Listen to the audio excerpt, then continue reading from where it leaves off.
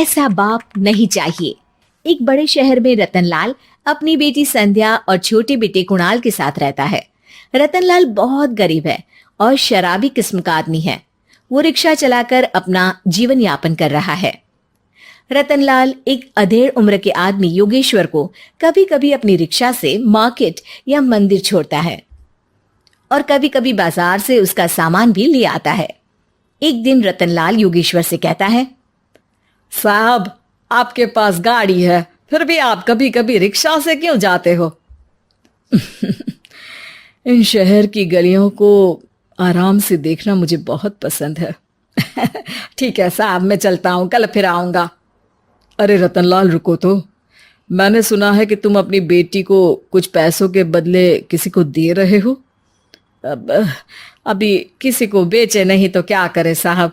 एक छोटा बेटा है, उसको पढ़ाना भी है, उसकी देखभाल भी करनी है, और अगर मैं बेटी को घर में रखूंगा तो उसकी शादी कैसे करूंगा साहब। तुमको कितने पैसे मिल रहे हैं? अब 50,000 साहब। देखो, मैं तुमको पूरे 20 लाख रुपए देता हूँ। तुम अपनी बेटी संध्या को मुझे दे दो। हैं? 20 लाख? धन्यवाद साहब, धन्यवाद। मैं कल ही उसे आपके पास छोड़ जाऊंगा साहब। अगले दिन रतनलाल संध्या को हमेशा के लिए योगेश्वर के यहाँ छोड़ आता है और बदले में 20 लाख रुपए लेकर घर आ जाता है। रतनलाल जिंदगी में पहली बार इतने पैसे पाकर बौखला गया। उसने एक अच्छा घर लिया। कुणाल, अब हमें कोई चिंता नहीं है, तो अब अच्छे से पढ़, खूब मन लगाकर पढ़ाई करना। पापा, मुझे पढ़ाई करना अच्छा नहीं लगता। अरे तूने अगर ज्यादा बकवास की ना तो बहुत मारूंगा। कल से तू अच्छे स्कूल में जाएगा तो जाएगा, हाँ बस। कुणाल का एडमिशन एक अच्छे स्कूल में हो जाता है, लेकिन आए दिन स्कूल से शिकायत आती ही रहती है। 10 साल बाद एक दिन प्रिंसिपल मैडम रतनलाल को स्कूल में बुलाती है। रतनलाल, आपका बेटा कुणाल बहुत आवारा हो गया है और ये बिल्कुल भी पढ़ाई नहीं करता है, बल्कि उसका दिमाग गलत कामों में जा रहा है। अब मैं उससे बात करूंगा मैडम। ठीक है, आज ये आखिरी मौका है, अगली बार तो मैं उसे स्कूल से ही बाहर निकाल दूंगी। रतनलाल घर आ जाता है और कुणाल से कहता है, कुणाल बेटा, मैं तुम्हारे ऊपर इतना पैसा लगा रहा हूं, फिर भी तुम स्कूल में सही से क्यों नहीं पढ़ते हो? आप तो रहने ही दीजिए, मैं सब जानता हूं कि ये पैसा कहां से आया है। और वैसे भी अब ये पैसा मेरा है, मेरा जो भी मन होगा मैं करूंगा। आज के बाद मैं कभी स्कूल नहीं जाने वाला। रतनलाल को अपनी बेटी की याद आती है और वो रोने लगता है। 5 साल बाद कुणाल एक दिन एक लड़की को शादी करके घर ले आता है। पिताजी, ये मेरी पत्नी है स्वीटी। तुमने शादी कर ली? हाँ, शादी कर ली मैंने, दिखाई नहीं दे रहा? और अब से आप फिर से कमाना शुरू कर दो, बहुत बैठ कर खा लिया। कुणाल, तुम इस बुड्ढे को घर में क्यों रख रहे हो? देखो ना, ये शराब पीता है, इसे घर से बाहर निकाल फेंको। अरे स्वीटी, ये मेरे पापा है, कैसे बाहर निकाल दूं? और वैसे भी घर में कोई तो चाहिए ना काम करने वाला, नौकर समझ कर रख लो।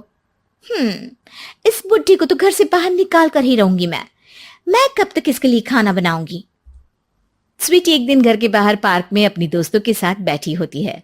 तभी वो रतनलाल को बुलाती है। पिताजी, मेरे कमरे में मैं अपना फोन छोड़ आई हूं, जरा ला कर तो देना। हाँ जरूर, अभी लेकर आता हूँ। रतनलाल फोन लेकर आ जाता है। कुछ समय बाद स्वीटी के फ्रेंड्स भी चले जाते हैं। स्वीटी अंदर आकर शोर मचाती है। चोर चोर! कहाँ है चोर? मुझे तो यहाँ कुछ नहीं दिख रहा। अरे ये अलमारी खुली पड़ी है, जरूर किसी चोर ने ही खोली होगी। अरे कौन आया था यहाँ? यहाँ तो पिताजी आए थे बस। अरे बहू, मैं चोर नहीं हूं। मुझे तो आप पर अब बिल्कुल भी विश्वास नहीं है पिताजी, क्योंकि जब आप पैसे के लिए दीदी को बेच सकते हो तो आप चोरी भी तो कर ही सकते हो। अरे लेकिन वो सब तो मैंने तेरे भले के लिए किया था ना। मैं तो कहती हूँ कि हमें इनकी कमरे की तलाशी लेनी चाहिए। तुम बिल्कुल सही कह रही हो, चलो। स्वीटी और कुणाल दोनों रतनलाल के कमरे की तलाशी लेते हैं और उन्हें वहां स्वीटी की ज्वेलरी और पैसे मिल जाते हैं। मैं तो पहले ही जानता था कि चोर आप ही हो। निकल जाओ मेरे घर से और दोबारा अपनी शक्ल मत दिखाना। रतनलाल आंखों में आंसू लिए घर से निकल जाता है। स्वीटी मन ही मन सोचती है, आज तो मेरी प्लानिंग सफल हो गई। जैसा मैं चाहती थी ऐसा ही किया और बड़ी आसानी से उस बुड्ढी को चोरी का इल्जाम लगाकर घर से भगा दिया। रतनलाल की हालत अब ज्यादा खराब हो गई और वो सड़क पर बैठकर भीख मांगकर खाने लगा। एक दिन वहां एक गाड़ी आकर रुकी और सड़क पर बैठे सभी भिखारियों को अपने सेंटर ले गई। एनजीओ की मालिक संध्या एक एक करके सभी को सुविधा मुहैया कराती है। तभी उसकी नजर रतनलाल पर पड़ती है। पिताजी? संध्या तू? पिताजी, आपकी ये हालत कैसे हुई? ये सब मेरे बुरे कर्मों की सजा है जो मुझे मिल रही है। मुझे माफ कर दे बेटी।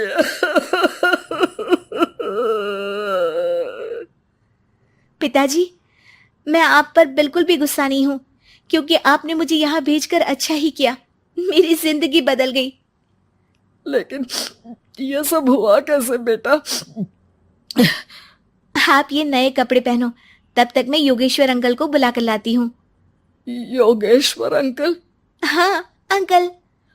योगेश्वर जी ने तुझसे शादी नहीं की थी? नहीं तो पापा, उन्होंने तो मुझे पढ़ा लिखा कर इस काबिल बनाया है कि मैं आज सबकी सेवा कर पा रही हूँ। रतनलाल पश्चाताप करके रोता रहता है। तभी योगेश्वर भी वहां आ जाता है। रतनलाल जी, आपकी ये हालत कैसे हुई? इतने सारे पैसों के बावजूद भी? क्योंकि मैंने बेटे और बेटी में भेदभाव किया था। लेकिन आपने ये कैसे किया? मुझे ये जानना है, बताइए। सालों पहले जब संध्या छोटी थी, तब मैंने एक बार एक आदमी से तुम्हें बात करते हुए सुना था, जो कुछ पैसों में संध्या को तुमसे खरीद कर शादी करना चाहता था। मैं उस समय एनजीओ में बच्चों के लिए ही काम कर रहा था और मैं किसी भी लड़की की जिंदगी खराब होते नहीं देख सकता था। इसलिए मैंने अपने जीवन की कमाई का एक बड़ा हिस्सा तुम्हें दे दिया था। सच में कितना गलत था मैं। मुझे माफ कर दो। अब आप दोनों मेरे साथ घर चलो और आज मैं अपना सच्चा प्रायश्चित करना चाहता हूं। योगेश्वर और संध्या रतनलाल के साथ घर जाते हैं। स्वीटी दरवाजा खोलती है। चोर भिखारी, तू फिर से आ गया? चल भाग यहाँ से बुड्ढे। ये घर तुम्हारे बाप का नहीं, मेरा है। बाहर निकलो यहाँ से। रतनलाल कुणाल और संध्या को घर से बाहर निकाल देता है।